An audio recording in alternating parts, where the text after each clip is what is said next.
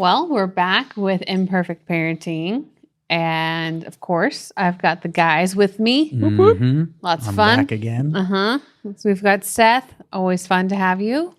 I feel like the ones where all the three of us are together, it's just extra special. Just like. What do you mean when you say word special?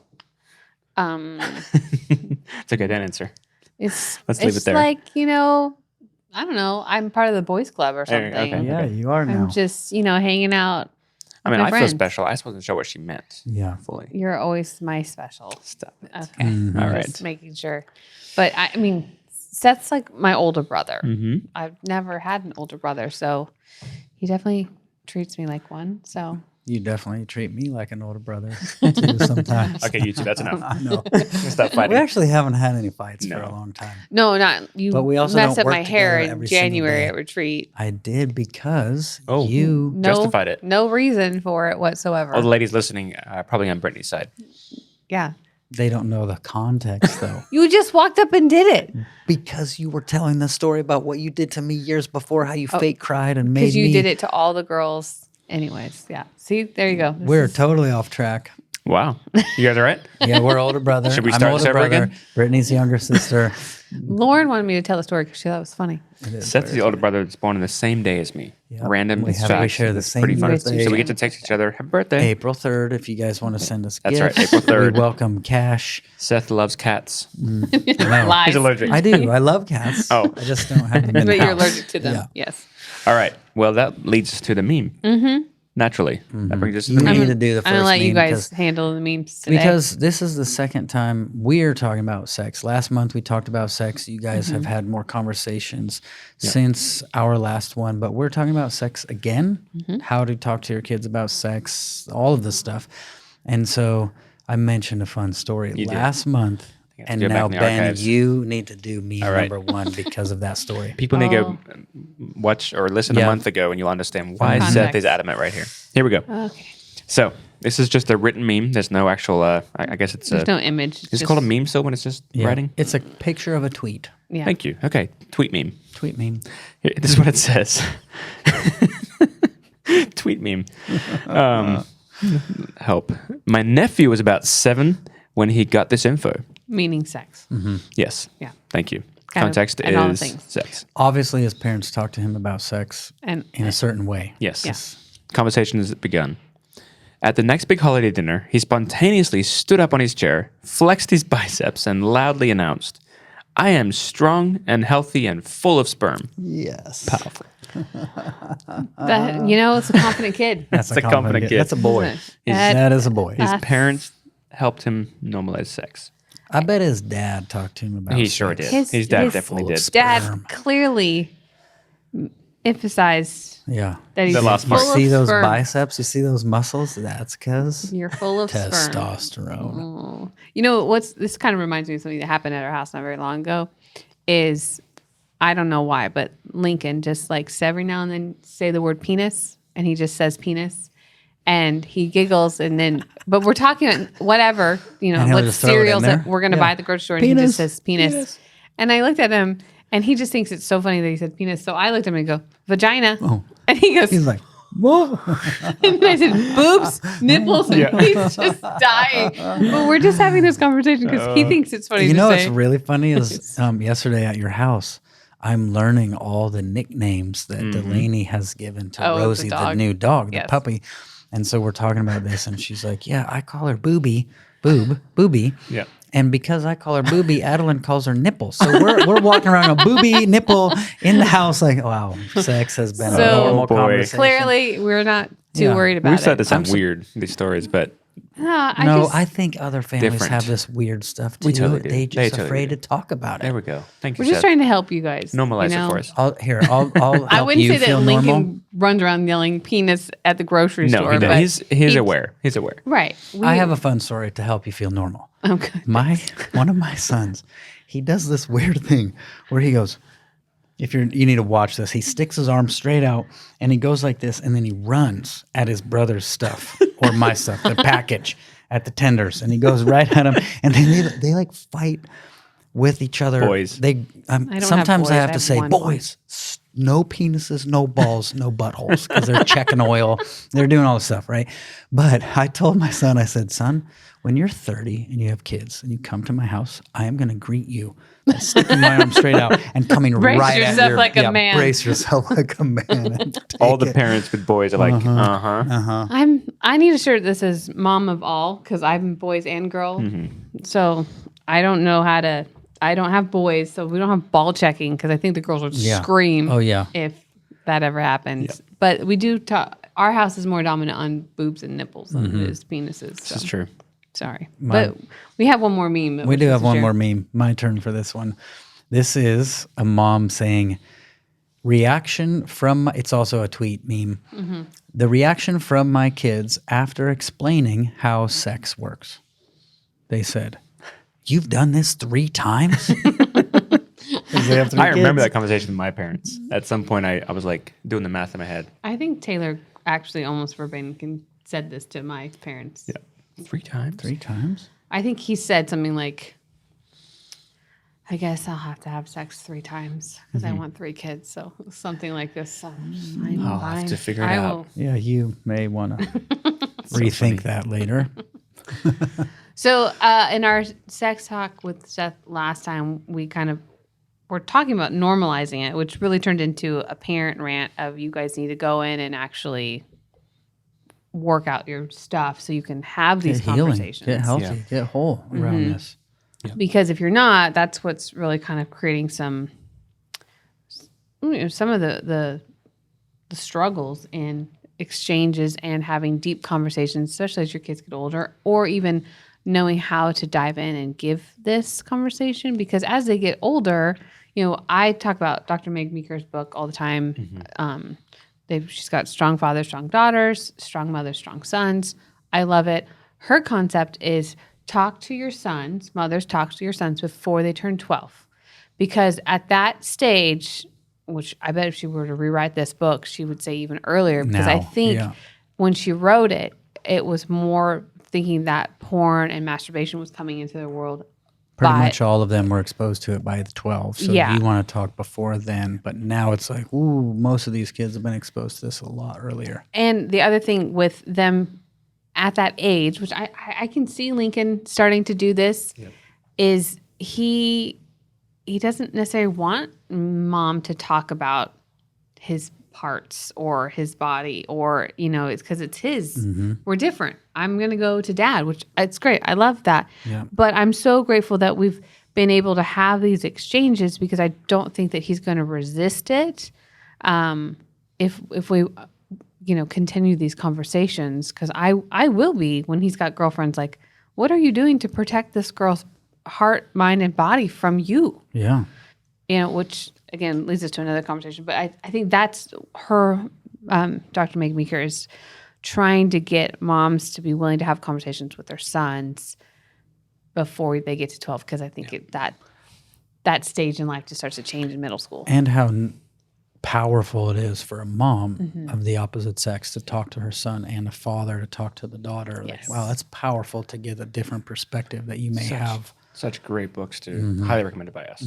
We love them. Have you, Lauren, read them yet? I have not read, I have Strong Fathers, Strong Daughters. I haven't read the other one. I love her.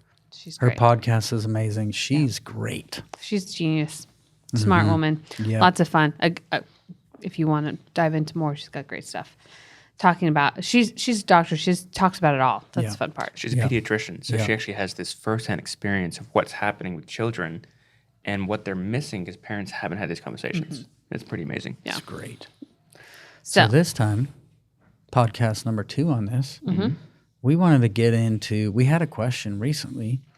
I did, sent it to you. We were talking about it. You're talking to the mom. The mom was just asking, like, how do I talk to my boys about masturbation? And around that is probably the porn conversation as well. But yeah, let's get into some of that. all right. She was asking, how do I talk to my boy or my husband talk to my boy about this kind of thing? I know I've had a lot of stuff too where parents are really scared.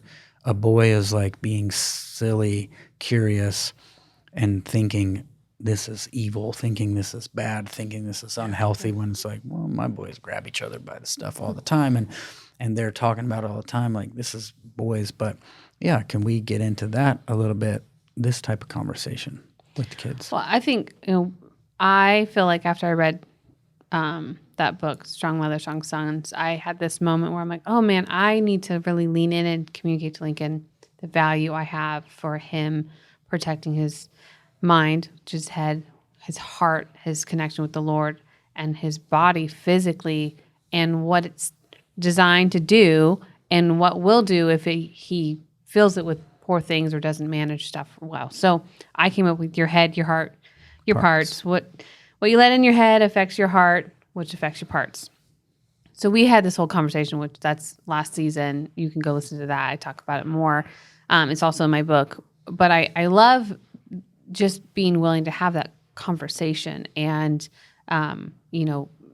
almost like, I don't know, we had this, it always feels like God, like you have this discovery, this encounter, and it's this light bulb moment. You're like, thank you, Holy Spirit. You have this great conversation. I mean, after that conversation with Lincoln, he says, thank you, Mom, for talking to me about this. I love you. And I'm crying after he leaves because it was just such this powerful exchange where he was genuinely impacted by my willingness to talk about his head and the pictures that he feels it and the concern I have in his heart and his body.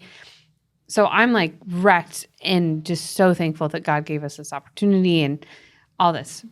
Fast forward, I don't know, 2 months. We're all watching a TV show together. And earlier that day, he was on Ben's phone and he was playing some game, which, whatever.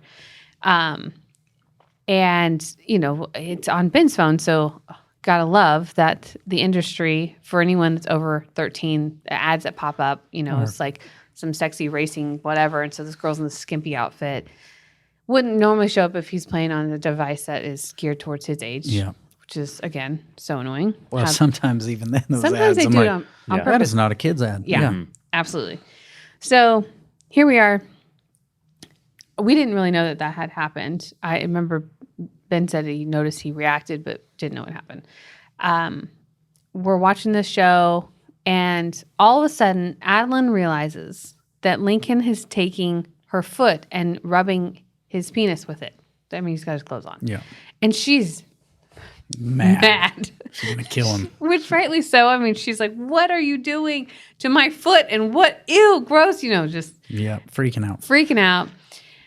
Instantly, you can feel the shame just like a mist come in the room and just settle on Lincoln. Yeah. It was crazy. Wow. And so we're sitting there, and it felt like the best thing to do in that moment was just to continue watching the show, let it finish, because it felt like if we gave attention to it right then, it just kind of made that mist become cement, just settle. And I did not want to do that. So I said, girls. This is really good. I think timing on stuff like this is important. Paying attention to that kind of thing, being sensitive to that, feeling that out with God in the moments is really important. You're like, we're going to wait, because it seems like if we don't, this thing's going to, or if we stop right now and go talk, it's the shame is here. The shame is going to be the filter we're all talking through or whatever. The wrong thing gets the highlighted, emphasized, highlighted. Wow. Yeah. Okay. Sorry. I just thought that was powerful. Hey, it's Brittany here. I'm normally on the Kylo Show, yes, but I wrote a book. I wrote a book for parents, but I talk a lot about moms. So if you're listening to this and you're a mom who's frustrated, who feels like you're failing, who feels hopeless in this game of parenting that we're in. So if that's you, mom, buy yourself this gift on Mother's Day. It's going to be worth it. So I hope that you feel blessed and encouraged by my new book, Imperfect Parenting. You can find it at imperfectparenting.co. I think that's the navigating. This is where I always, the Holy Spirit is talking to us so much as parents, but we dismiss it because we don't believe that he's maybe even that simple. Mm-hmm. That's the thing, is that we need to overcomplicate everything. So it just felt like we should keep watching it And we did. It wasn't much longer. I don't know, 10 minutes, 15 minutes, and we were done. And the girls kind of were like, what are we going to do? And I was like, all right, girls, why don't you go head upstairs? And they went upstairs. And I remember you kind of leaning and like, hey, buddy, what's going on? What happened? And he just started crying. Mm-hmm. And I don't know if you want to jump in here, but we were both there. I've written it so many times lately. So Keep the telling the book. story, then Okay. I'll fill in a minute. So he asked, what happened? He said, I saw a yucky photo on your phone. And I said, you know what happened?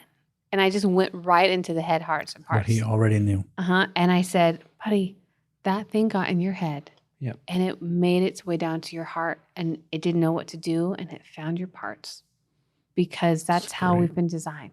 So it's okay. And I looked at him, and he's crying. The crazy thing is that shame is so desperately trying to attach itself to something. Yeah.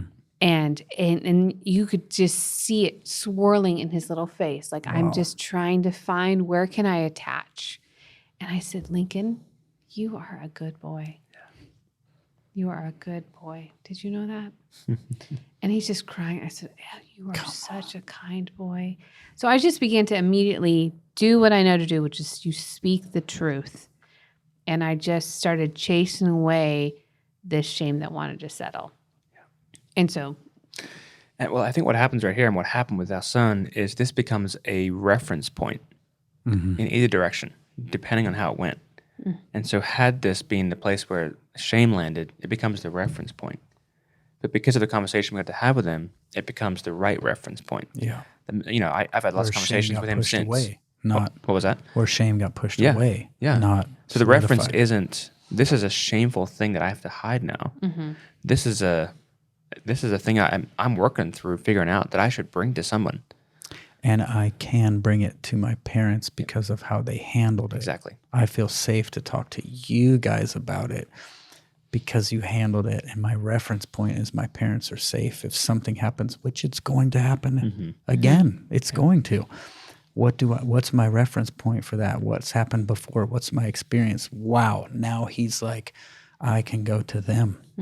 the crazy thing is, we've been talking about my book and different stories that they're in and different things like that. And I said this, and both Addie and Lincoln said, I don't even remember that, which Wow.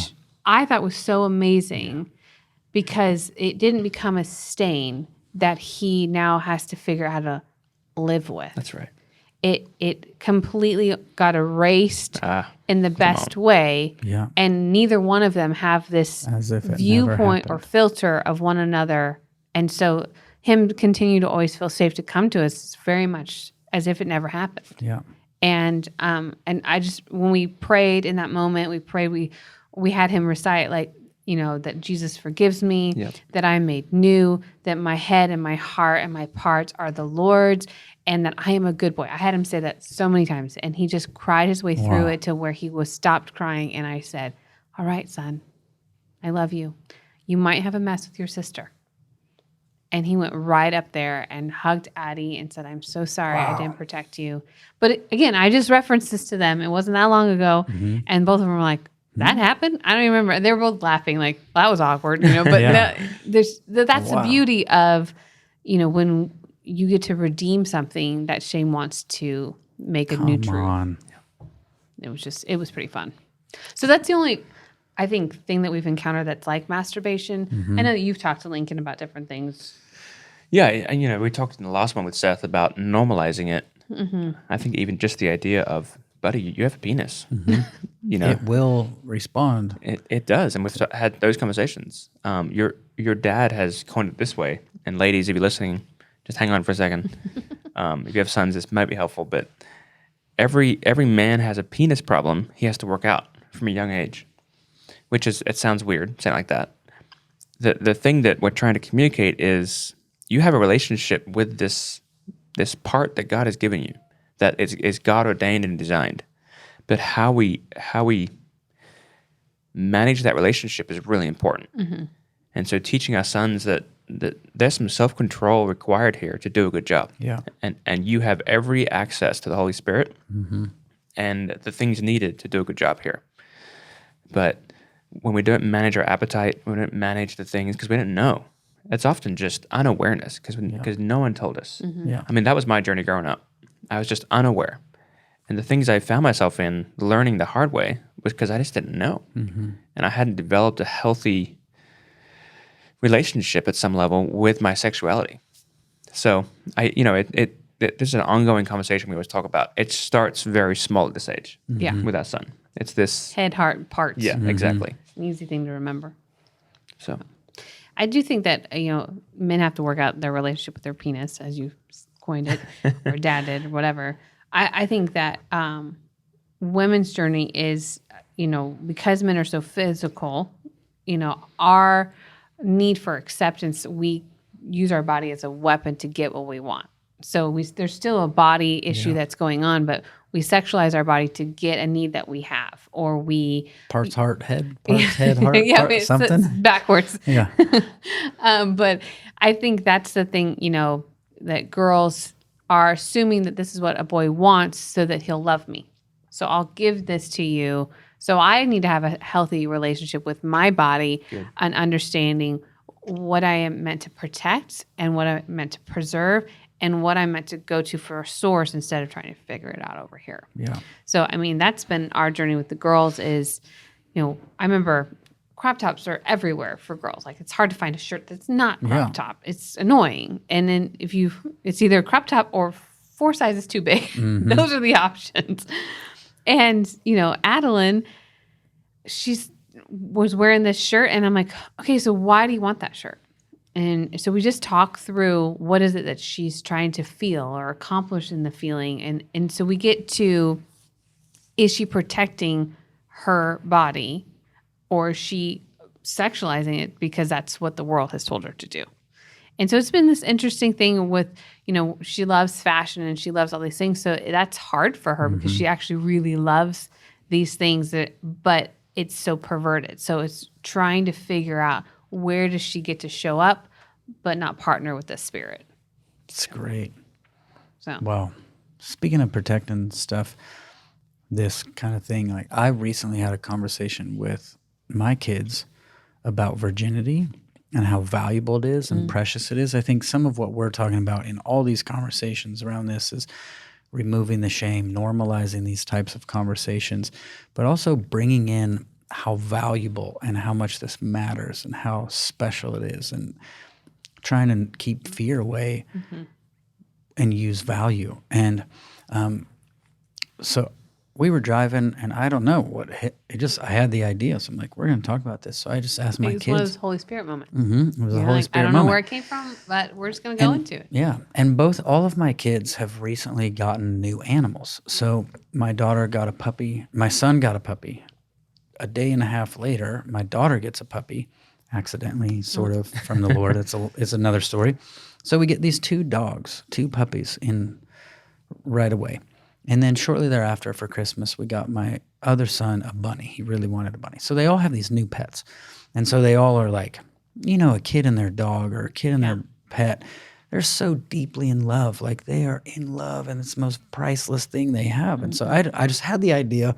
I said, hey, let me ask you guys a question. If you were going to give away your dogs or your pet, like with August, I'm like, if you're going to give away Brave, I said, and you knew you needed to give her away at some point, what kind of people would you want to, what kind of family, what kind of person would you want to give her to? He's like, well, someone that's going to take care of her. Something like this. This conversation was bigger than this, but I said, would you really want to know who they are first? He's like, oh yeah. I said, would you want them to come over and meet Brave in front of you and like you really get to know them? Would you maybe want to go look at their house before you say, oh, you only have a tiny apartment and you're going to take my English Mastiff and my dog's going to be miserable here. This is not taking care of my. So we just had a whole conversation around the dogs and the pets and the type of person you're going to give them to. And so I was asking questions like, would you want to make sure that they were going to treat your dog really good? Like, yes. I'm like, if you had a hint that maybe they weren't going to treat your dog good, would you give her to them? No. I said, what if you thought they were, and then later you find out they haven't been taking care of her? How would you feel? He'd say, I'd go get her back. I said, what if you can't get her back? What if you can't take her back once you give her away? How would you feel? He's like, I would be so. He's like, I would be so. He's thinking about someone being mean to his dog, and he's like, not. And I said, your sexuality, your virginity, what you have, what God gave you is so valuable, some far more valuable than your dog's. But when you decide that you're going to give this to someone, do you really want to know who they are? Do you want to know what kind of person they are? I was kind of coming at it from like, right now the culture is very much like, just have sex with whoever you want, test everybody out, see who's the best, whatever. It's like that thing of like casual sex everywhere. And I'm going, do you want to know who they are? Do you want to know what kind of person they are? Do you want to maybe check out their family and their home situation before you decide to give that stuff away? Do you want them to, I said, if you want them to take care of your dog and you're going to be that cautious about it, I think it's the same with your virginity and your sexuality, being very cautious, because this is so valuable and so priceless. And they got it. They were like, it's great. And I said, and once you give it away, you can't get it back. And so you really will probably want to make sure who you're thinking about giving it to, you know them well. Yeah. I think that's a great analogy for the ages of the kids. And we have to talk about how Brooklyn is like Delaney. She was the firstborn. She didn't have an older sister to try and be like. So Adeline, even though Adeline and Brooklyn are the same age, Adeline very much looks like she's the second-born with an older sister, just different. Like Brooklyn and Delaney, very much similar, just kind of have different interests that are like, I don't know, no one's trying to do any of these things. Or Adeline was way into fashion faster than Delaney ever was because Lainey's, older big sister. But I love the giving them something they understand, that they value, that they'd want to protect. And that's just the age appropriate. Like that's the thing that you got to, ask the Holy Spirit to show up. Give me a revelation. Give me, how do I guide? How do I speak in a language they're going to get right now? And every age group is just slightly different. I remember Lainey going into middle school and talking about oral sex. Like, all right, do you want to know what the truth is about all these things? Or do you want to hope that you know?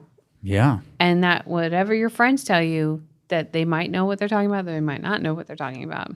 And she laughed because we were talking about it the other day, and she's like, I didn't want to know, but I did want to know. I'm like, are you glad that you knew? She's like, oh yeah, I'm so much happier knowing what really is.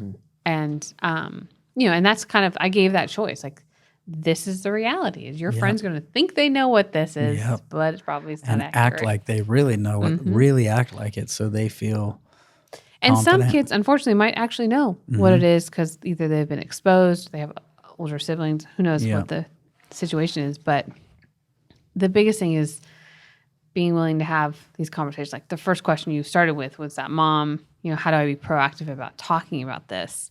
And I think it's, being willing to say that boys and men have a relationship with their penis. Okay.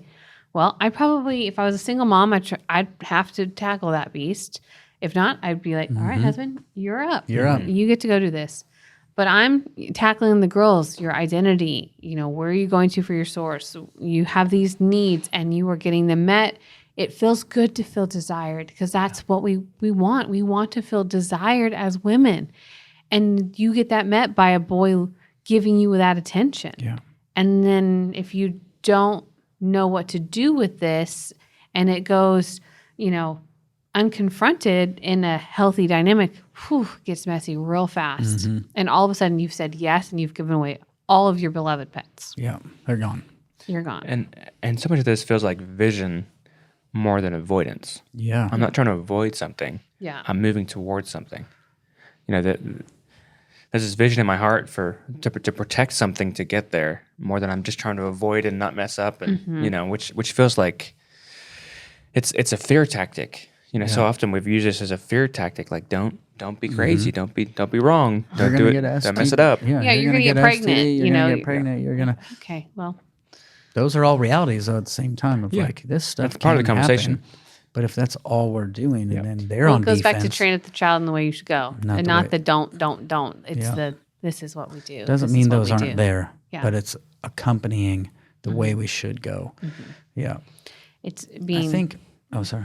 driven by vision. Yeah.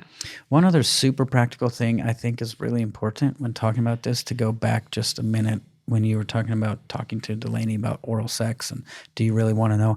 I felt like the Lord showed me with my kids, like I want to tell them the other names of things. So like oral sex, giving head, blowjobs. Oh, right. We've done all those. So that Yeah. they actually do Recognize know it. when a kid is going da da da da. They know what's going on. They know what's happening. They know because otherwise kids get in those situations and they're like, I have no idea what they're saying, but I'm going to pretend like they do so I don't feel insecure and Totally. and so like I want them to Or actually they participate know. in a conversation that they didn't actually know what they were participating I remember those Exactly. conversations in high school. Yeah, Still. it's like there was so many times like I have no idea what they're saying. Totally Yeah, do yeah, that. that's Yeah. great. Come on. No. Yeah, I've had that. Like, no, wait, what? And so I felt like that was a practical thing to make sure. Like, I don't want to just say penis. I'm giving you Captain Winky and all the other names. Is that a cereal? Not I'm trying to. That's one. And when I was a child, we called him Captain Winky, and so. But of all the other things, so that when they do find themselves in these conversations, they're prepared and they understand what people are talking about. I think can be super helpful. Just as a practical, if you're going Yeah. to talk to your kid about oral sex, you might want to go and this and this and this and this. and is that's what all we this. and Yeah. with Delaney that day. I mean and we've done that. We've continued. And the Adeline is, she'll listen to a song and she'll be like, listen to this song. I love it. Learn this dance to it. I'm like, do you know what that word means? She's like, no. I'm like, you're mouthing it because it's, part of the dance or whatever. This is what it means. And that's just kind of that discipling. Like, this is what it means. It doesn't mean you have to delete this dance that you can't ever. I'm just wanting to educate you. So what do you want to do? Usually she's like, I had no idea. I'm like, I didn't realize that's what it was. And, Moving on. And the other thing is, because we've created this culture, what I love that I've actually seen Delaney do is she'll bring something like this to Delaney, like she's doing this dance or whatever. And Lainey goes, do you know what that means? And she goes, no. And instead of mocking her or embarrassing helps her, her. she goes, this is what it means. Wow. I don't think that's what you would want to, you might want to find a different song. And Yeah. she's like, yeah. So I just love that there's this place of we're all love that. protecting each other because we all have value for what it is that we're protecting.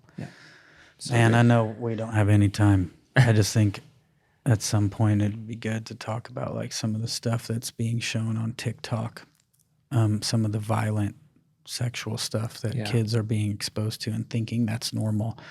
I'm sorry to open that can of worms. Maybe you gives guys, us something to talk about. maybe you guys can talk Great. about some of that in the next coming weeks. But that stuff makes me nervous as well. It's like, oh, TikTok, there's a lot of videos that are trying to make something normal that's really not good. It's just evil. Yeah.